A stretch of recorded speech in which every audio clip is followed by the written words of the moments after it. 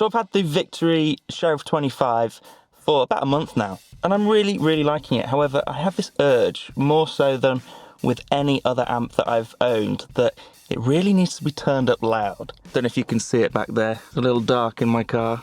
There it is. So, I've had this urge for a while, as you can imagine, and I've put a few things together, called in a couple of favours, and I'm going to a studio space right now. I've rented a big 4x12 cab, and we're going to turn this thing up. But I'm running a little bit late, so I need to get a move on. I forgot how much stuff I have to film a video, so let's go.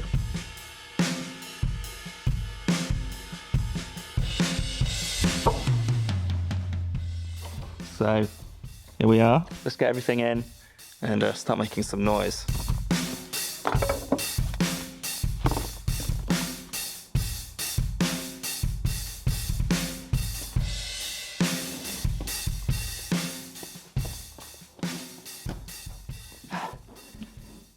Oh. 4x12s are not convenient, man. There's probably a reason why people don't really use them anymore. We've got a nice Marshall 4x12. This is a 1960 AV, something like that. Kindly rented to me by Big Fish Rentals in Manchester. I'll leave a link to all their stuff down below. But I thought this was the perfect combo, the perfect speaker cab to use with the Victory Sheriff. Right, I'm gonna start getting set up.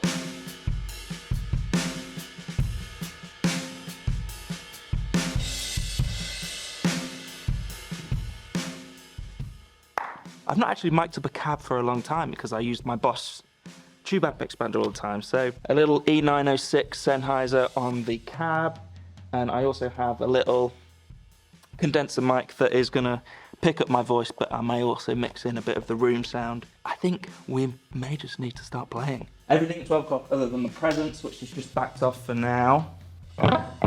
Here we go.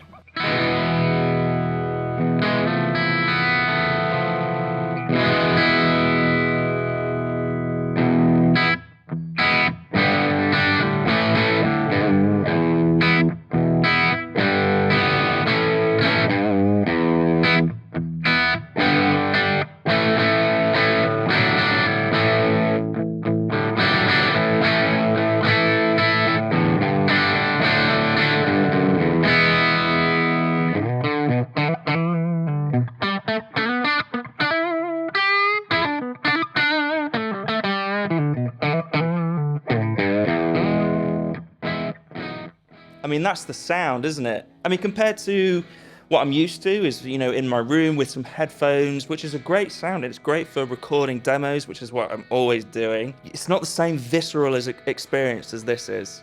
You know, we are quite loud. I would say we're at a giggable volume right now, but it's not painful to the ears. I do want to turn it up to the max in a minute. Maybe the 4x12 is a dying breed, but there's something about being stood in front of one, having it hit your legs. It's epic. So let's have a mess around with the vintage channel, as I said. This is the tone of everything at 12 o'clock. Maybe let's open up that presence a little bit.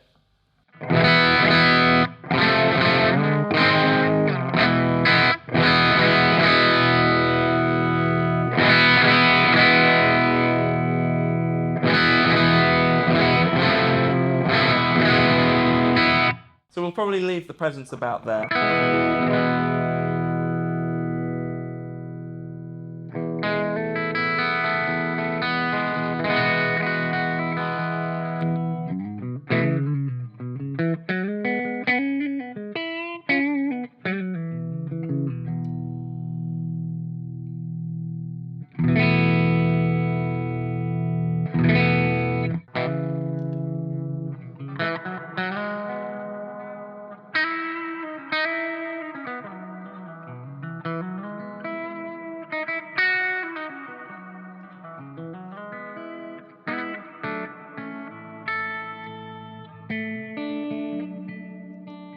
So we've got the gain backed off to about 9 o'clock. So really any further down than that, it's not going to get too much cleaner. That's pretty much the cleanest this amp can get, especially with the master at about 12 o'clock. As you can see, I also scooped out some of the mid-range there. Quite a mid-heavy amp, and I've heard other people say that as well. The 4x12 is giving us so much low end that, again, the amp doesn't need to work too hard to give us the low end. I have cranked it up a little bit, but really I didn't need to. I found this with a couple of my other Victory amps as well, is that the EQ section is actually reasonably subtle. It's almost like tilting each control, each frequency, treble, middle and bass, this way or that. It's not really, you can't drastically change the tone of the amp with the EQ section, which at first I wasn't sure about, you know, when I first got my Duchess, but now I've come to like that approach to amp design. Let's have a bit more gain with the vintage channel. This is back up to 12 o'clock, but we had it before.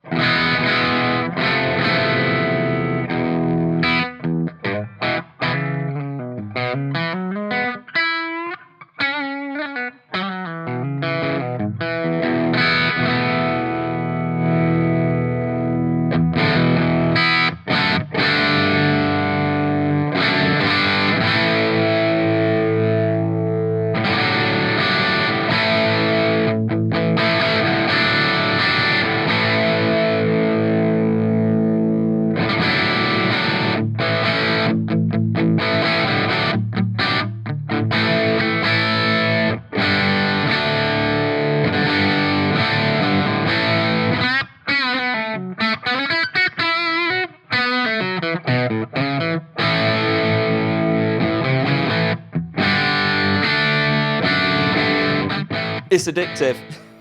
It's really addictive. This is awesome. So we have a few features. I'll just roll them off really quick. I know we're into the video now, but we have 2 channels, vintage and hot rod, 3-band EQ, which as I mentioned, is kind of subtle, but is just for fine tuning things, fine tweaking things. 2 master volumes you can assign to a foot switch, and then a presence control.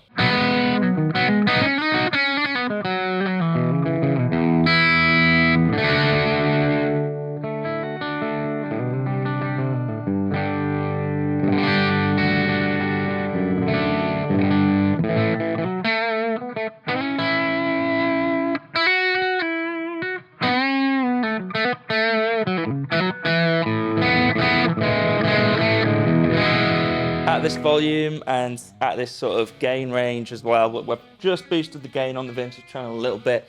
It's become really, really dynamic. It's quite a joy to play, actually. You know, it does what you want, whether you're playing with a pick, when you're playing with your fingers, it feels really good. And also, dialing up and down on your volume knob, you get such a wide range of tones. You don't appreciate that so much when you're playing it at bedroom levels or even with headphones on. Let's turn up the gain all the way on this vintage channel.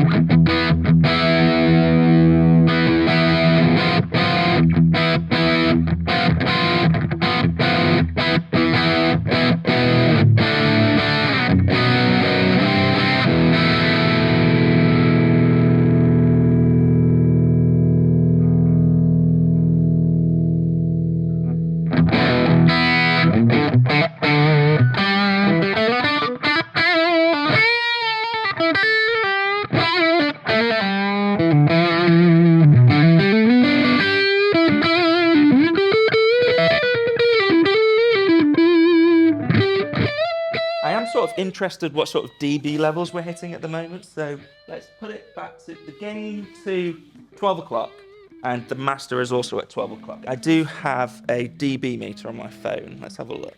So the ambient temperature, the ambient volume level, dB level, it is about 50 to 70 dB. With me talking, it's about 70, 75. With the amp, this at 12 o'clock, everything at 12 o'clock other than the EQ.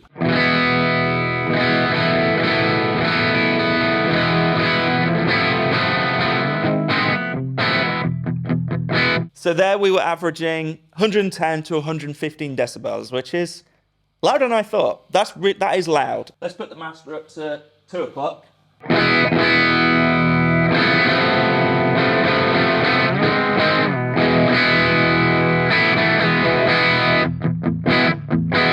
The amp is working much harder now. You can tell because we didn't get too much louder. You know, before we were about 115. Now we're about 115 to 120 decibels. So we did make a step up, but not massive, not a massive step up. Let's max out the master. Yeah, I'm almost a bit nervous. Oh, okay.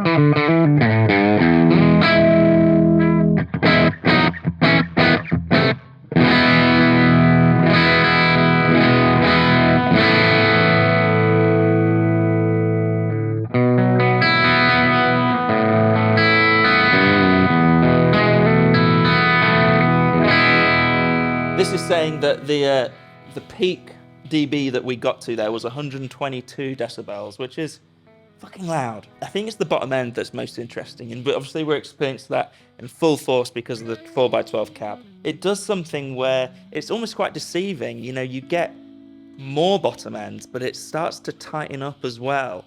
It fills out, but is also tight. It's yeah, that's the best way I can to explain it. Okay, so I think it's time to have a bit of mess around with a bit more gain.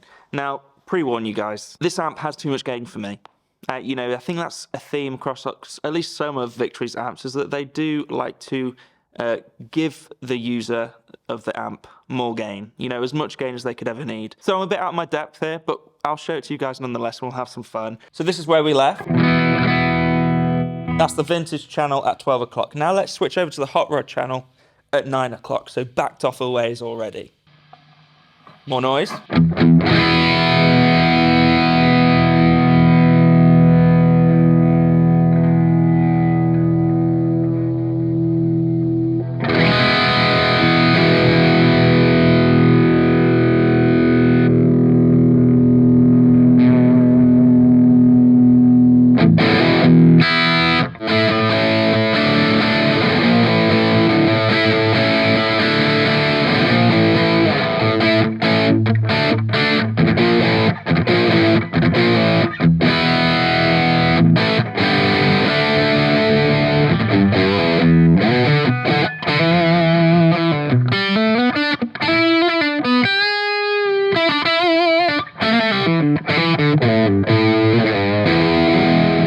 Wow. As I said, we're a bit noisy. For me, I would never need more gain than that. And that's the gain on the hot rod at 9 o'clock. Maybe I would have liked to have seen a bit more development in the lower stages of the gain range.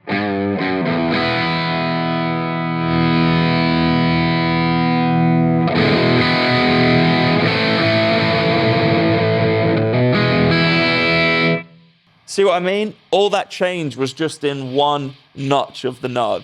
Crazy. I wish maybe that was spread over like a quarter of the knob sweep.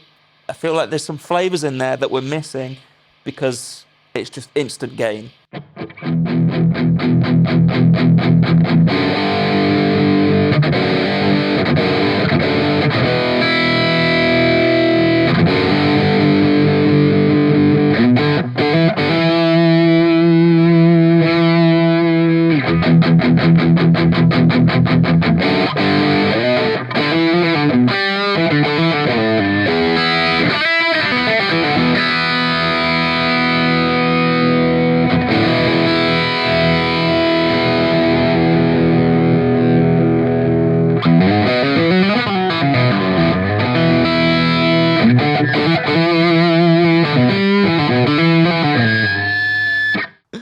Okay, I feel really sort of exposed with this amount of gain. I guess some people feel the opposite. You know, when the gain is really high, maybe they feel like they can hide behind it. For me, this is like a bit unnerving having this much gain.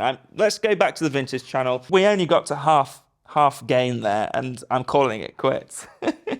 I don't want any more gain than that. We have the Strat set up now.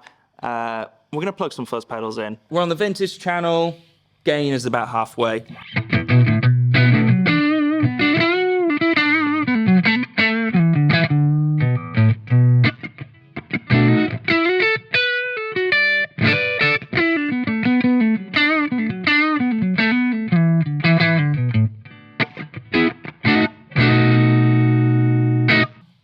I mean, I'm sorry. That is everything you could ever need. Maybe a fuzz pedal as well. So this is the Reeves Electro Darlington Flyer.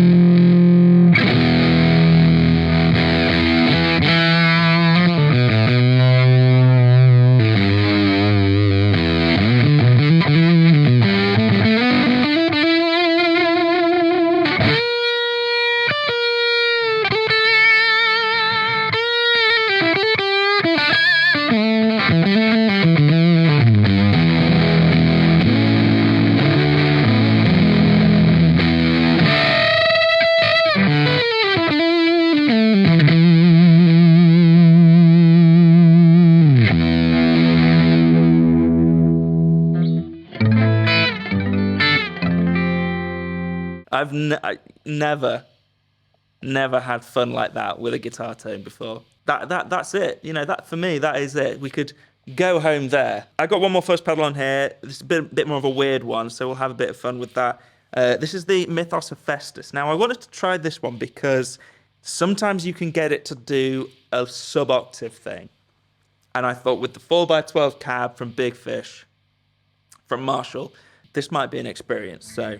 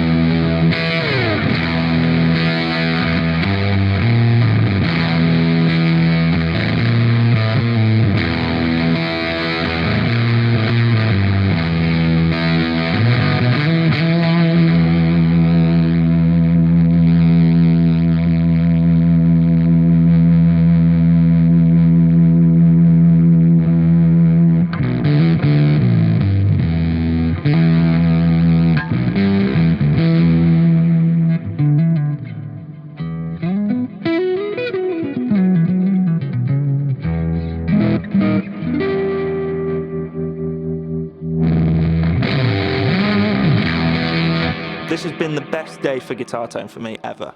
I think, you know, something I've learned today and something I've been learning, I guess, slowly for the past 5 or 6 years, and maybe today's just confirming that, is that 5 or 6 years ago, all I wanted was to get the best clean tone that I could and then stack the pedals on top of that. But I think slowly over the years, I've started to discover that to get the most character, in a way to get the best sound, you have to turn the amp up. You have to get a bit more gain out of the amp. And, you know, right then, the Sheriff has an effects loop, but we weren't using it.